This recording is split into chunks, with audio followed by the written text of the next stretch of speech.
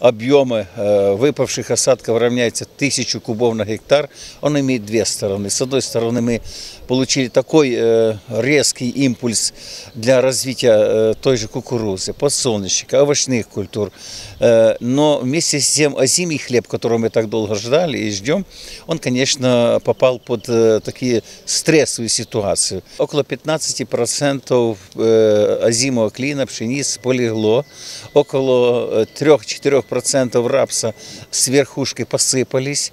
Это, конечно, уже проблемы негативного плана, которые необходимо внимательно за ними отслеживать. Проблемы у нас возникли не только по полеглой пшенице, возникли проблемы со снижением клейковины.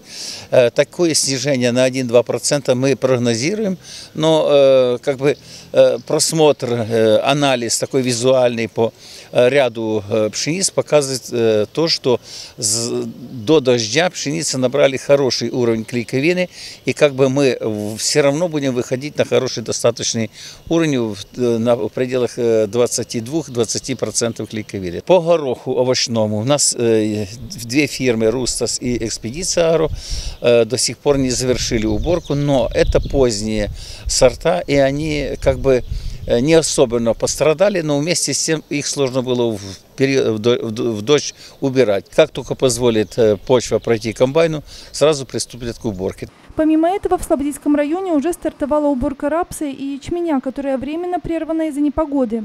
Фирма «Агростар» первые свои гектары, где-то в пределах 40-50 гектаров убрала, собрали по 1,3 тонны с гектара. Это 13 центнеров.